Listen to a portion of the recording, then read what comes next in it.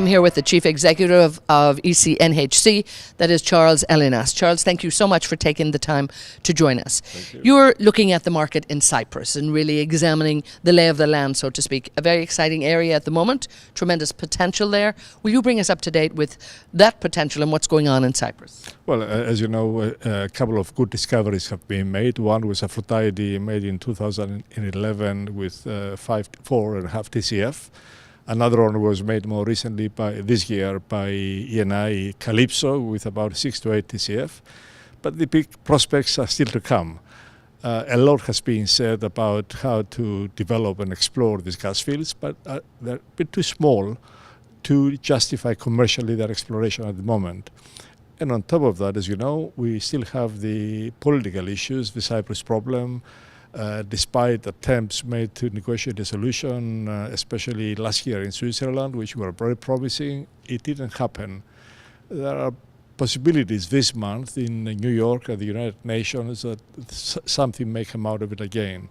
But going back to hydrocarbons, the future is still to come. There is more exploration to be done, more prospects to look into.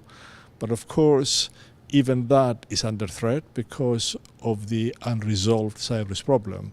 As you probably remember, earlier in the year, in February, Turkey stopped ExxonMobil from proceeding with drilling in Block 3 of Cyprus. That is still a hanging thread that needs to be removed because not only it affects Cyprus, it affects the region as well. It's a problem of the region and the future development. And it's always such a shame, but I think the oil and gas industry is also very used, unfortunately, to a lot of geopolitical issues. And all we can do at the moment, hope is not really a strategy, but I guess everybody's got to do what they can to resolve that because the potential on the economic side is huge. And it would be wonderful. Talk to us, though, about, where you see also the power of gas. At this conference now, we are hearing gas as a transitional fuel. And you maybe argue that sometimes maybe we get too caught up with see gas as a power source. But there's a lot more to gas than that. Well, in fact, we in the industry made a mistake in presenting the gas as a transition fuel. It's not a transition fuel. It's a transition fuel for power. If we look globally, only 20% of world's energy is being used to produce electricity. 80% is used for other reasons, for transport, for petrochemicals, for industry, for heating, and gas is indispensable to those. It won't be easy to replace gas. How can you make petrochemicals out of renewables? You cannot. You have to rely on gas. We made a mistake in presenting gas as a transition, and now we're paying the price because in people's mind, transition is happening fast, and as a result, gas must disappear with it very fast. It's not going to be the case. So we have a mountain to climb in presenting this view that gas is there for the longer term. Maybe not forever, but for the next 20, 30, 40 years, gas will be there. It's needed.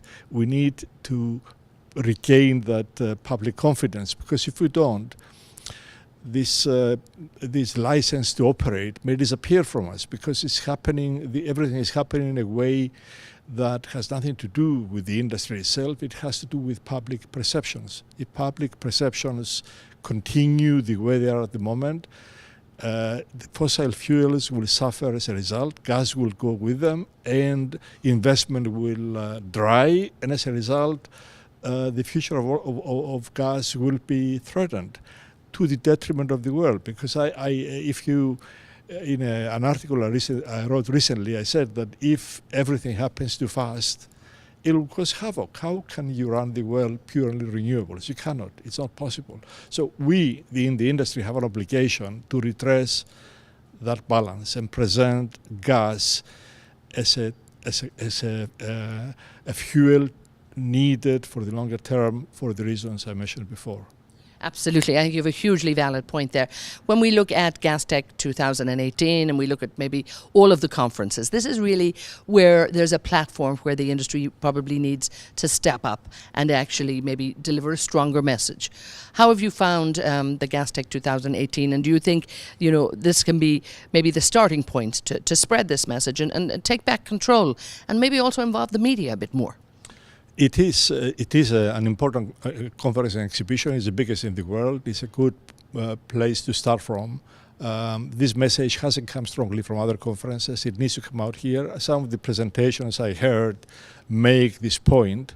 We need to make it more forcefully, and we need to also engage others who don't think the way we do. Somebody today said maybe we should bring some environmental people, some renewables people to present their views and also tell us that they also see the gas as part of the future. We need to do that. We need to bridge that gap. There is a gap now between us. We have the problem that we have been embedded into the industry for too long, and we think that way, and we can't think, we're blinkered a bit.